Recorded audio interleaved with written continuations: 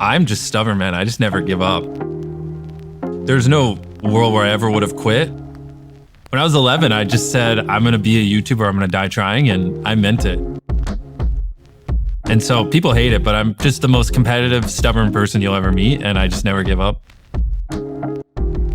I just really love solving consistent, complex, hard problems. I think that's like what gets me out of bed, and like the harder the problems, the more exciting it is. I'm like really good at just obsessing over one thing more than anyone else on the planet. If I were to say what's my superpower, it's that. I can just obsess endlessly about something, and it's just like kind of who I am.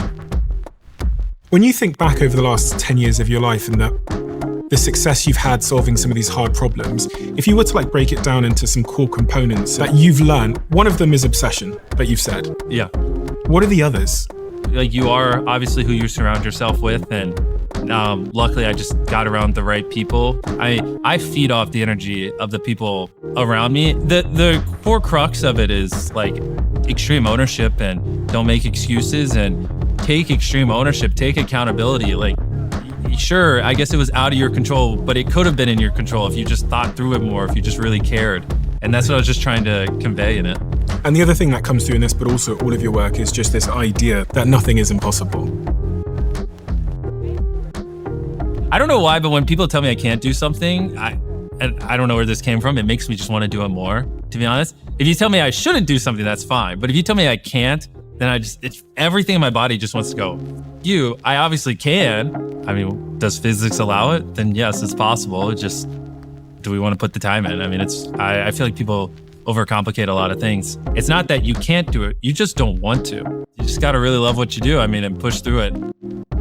Something I always tell myself is, how you feel right now is why no one else does what you do. And if you push through this, that's just more of a reason why no one will ever be who you are. And so it's like, I think being able to push through unhappiness and do things you don't want to do consistently, year after year, over the course of a decade, is like the ultimate advantage. Being consistently uncomfortable and like being able to consistently suffer over long periods is like arguably one of the deepest moats. Like, there's a reason no one makes videos like me, like not even close, because no one wants to live the life I live. What 5 characteristics would I need to demonstrate to be successful? You gotta be very coachable, because whatever I teach you today is gonna change, a year or two from now. Always learning, always improving. A big thing for me is you gotta see the value in working here. This isn't like a job, this is a career. Like, if you don't realistically see a world where you're working for me in 10 years, then it's pretty hard for me to invest into you at the level I want. Like, I don't like training someone for 6 months. They work here for a year and then I lose them. What I like is I train someone for a year and then I get 9 years of dividends on the back end where they crush at their job, and I'm constantly paying them more because they're becoming more valuable with time. Like, that is like the 8th wonder of the world, is investing heavily in an employee and then they stick around for a decade. So coachable, sees the value, obviously obsessed. I just don't like working with mediocre people. I really just can't stand it. It's the fastest way to make me depressed, is if I have to work with someone who's just not all in and just loves what they do. Like I said, I think one of my greatest superpowers is my obsession, and I think some people would view that as a weakness, but I just like, if you just think about solving problems 3 times more than everyone else, like, you're bound to come up with different solutions. There's just a lot of, stuff like that I'm sure if you listen to like a Steve Jobs interview or something that he talks about, it's just the typical traits: obsessed, coachable, all in, sees the value. And what is the single worst trait? Mediocrity. It's just like, because they're not bad enough where you fire them, but not good. The problem is, and you see it in full effect. Great people just love working with great people. They do. And there's something about being around great people that pulls some kind of animal out of you that just makes you want to do more and push more and believe things aren't possible. And I don't know, when you put me around a bunch of other successful entrepreneurs, I just turn into a different human than if you put me around, a bunch of people who are just running small businesses and don't really care and don't really have much ambition. I'm like 2 completely different humans. And you see that same thing in full effect. You put a bunch of A players around more A players, they just build off of each other. But you put 2 or 3 C players amongst a bunch of great people, and they'll start pulling them down. They'll start making them not want to work as much, make work not as fun. And so everyone knows, get rid of the C players, right? Obviously, get rid of people who aren't all in, blah, blah, blah. It's the ones that are like they're not an A player, but they're not a C player. So it's kind of hard because you still feed off the energy. And if you get enough of them, it just drags the overall culture down. So those are like the worst. But you know, when it comes to like the mission critical things like making videos and things like that, that's one of your number one jobs as leaders, just to make sure you're great people or working with other great people. Because that's like the number one reason why people leave jobs isn't money. You know what I mean? It's like number 4 on the list. Don't ask me to list them all. I don't remember. I just know the number one thing is, do they enjoy who they're working with? And people will leave their job because they hate working with people way before they'll ever leave because of money.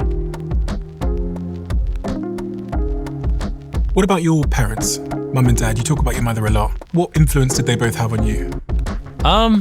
Well, I don't really talk about my dad much. That's, you know, a long story. Don't need to get into it. But my mom, honestly, it's great now. Me and my mom have a phenomenal relationship, but on the come up, it was pretty rough because in 2008, they were over leveraged. So we literally went bankrupt. And so my mom was working 2 jobs and, you know, barely getting by. And so I didn't see her that much because when I was coming home from school, she was doing her second job. So it was a lot because she was a single mom raising us. She's working all the time, you know. I don't talk about a lot of this. You know, I have Crohn's disease, so I was very sick growing up. My brother also had issues as well. And so, you know, we're not the healthiest kids in our teenage year. She's just trying to get by and take care of us. And then, you know, she comes home and she just has this brat that's being annoying and like, I want to be a YouTuber. And she's just begging me. Sometimes she would literally cry and beg me to do homework. And I mean, I didn't mean it in a mean way, but I mean, even one time I literally told her, if you want my homework done so bad, why don't you just do it? You know, like that's what I told my mom. Like, what am I doing? I don't know. Like, I was just like, I don't care. Like, I just want to be successful. I want to build businesses, and bless her heart. Luckily it worked out. So now I spoil her. She's great. She has her second home. Anything she could ever want, she has. And so the first thing I did was start paying my mom, take care of her once I started making money, because she gave everything to like get me where I am. And I wouldn't be where I am now, but it was like me and her spoke different languages when I was younger. You know, she didn't want me to end up like them, you know, and, you know, get screwed and not have much money. And like her brain couldn't compute the world I saw, and my brain couldn't compute the world she saw, and it was constant friction. I mean, the thing is, nothing she would say was unreasonable, right? Looking back at it, she was perfectly reasonable in what she was doing. I'm just a deranged lunatic and was way too obsessed with building the business and way too all in. But to me, I don't really feel risk. Like, if anything, risk excites me.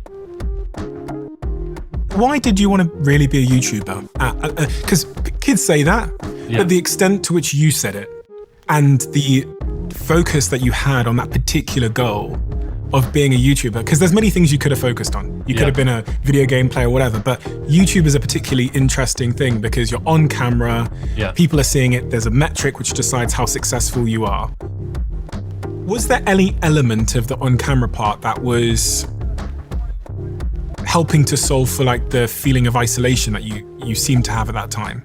Yeah, I think it's more to do with just, I found out that when I was at a young age, probably around 11, that there were YouTubers that are making hundreds of thousands of dollars a year. And I was just like, oh, that's it. Like, so it's the money. Yeah, of course, because back then we didn't have money, and I really wanted to take care of my mom and just my family in general. So it was like everything. It was like, this is what I love doing. I've never had as much joy doing something as I do this. Plus, I could see a path where I could actually retire my mom, take care of her, pay her back for all the nights she worked so long so we could live comfortably and things like that. So one thing that irks me is when people try to like put someone's motivation into like one little bucket. Like, we're very complex creatures, and like, you know, you have a girlfriend. I would never say, oh, you just like her because she's pretty, but you like her because she's pretty, but you probably also like her because she's smart. You probably also like her because, you know, she's fun to be around. She likes similar shows, blah, blah. You could probably give me 1,000 reasons why you like your girlfriend. It's like, it's very annoying when people try to put why you like doing a certain job or building a certain business into one bucket. Oh, you just do it because of money.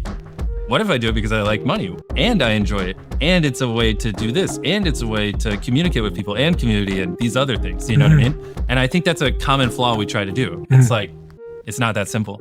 I think it's a lot of people can't understand someone being so relentlessly focused on something with the level of like commitment and sustained commitment that you've shown. I agree, because it's very weird I can just have the same thoughts over and over and over and over again. It wasn't like it was work for me grinding YouTube for those 10 years or whatever where no one was really watching it. It would have had to have been a deep obsession because you were doing it when no one was really watching or paying attention, or really when the platform was... There was literally a day when I was 19 or 20 where I woke up, joined a Skype call with my friends, and where we were reverse engineering, why certain videos do well or whatever. And I remember that call being over 18 hours long. And then I hung up, went to bed, woke back up the next day, and instantly got back on the call and picked back. That was the level of hours we were putting in. I mean, I didn't know anything besides just trying to make it happen. Well, this is the life I chose. You want success, you want to change the world, you want to do this and this is the price you have to pay. Do you think the average person would like to be in your head? And secondly, are you happy? No, the average person does not want to live the life I live or be in my head. They would be miserable because you're just working all the time, and they would probably just ask themselves, why am I working all the time? Why don't I do literally anything else? I mean, obviously I'm not a robot. There are times where I'm like, I really want to play this strategy board game or I want to do this thing, and I look at the schedule and I'm like, oh, maybe I could do that in 4 days. The hard thing is, you really have to be delicate with the framing of your mind, because it's very easy in moments like that to go, I'm like a zoo animal. I don't have free will. I'm like a little robot to my businesses. And so you have to be very careful. And sometimes those emotions take over. And especially because I'm a very defiant kind of guy. And I'm like, but I really want to do this thing, but I can't because I got to go film this video and I got to do this and I got to speak at this conference and I got to do this networking thing and blah, blah. Yeah, I think most people, when that feeling comes up of am I just a fucking animal? Do I have any free will? They would probably get very depressed. But I've been able to work through those and just, I always try to, your brain, you just got to control your thoughts. You should actually see this as a good thing, because which is why I'm very diligent about how I frame things in my mind. This is why no one else will do what you will do. And this is a good thing. This is what you are feeling right now is your moat. You're lucky it's hard. Push through it and you'll be happy you did, And so that's kind of how I try to view it. But no, I don't think most people would be happy living my life. They would be like, oh, let's just grab a couple $1 million and be happy. Are you happy? It depends what day you ask me. Right now I'm having a good time. When I had the flu in Africa sitting in a cage with lions, no.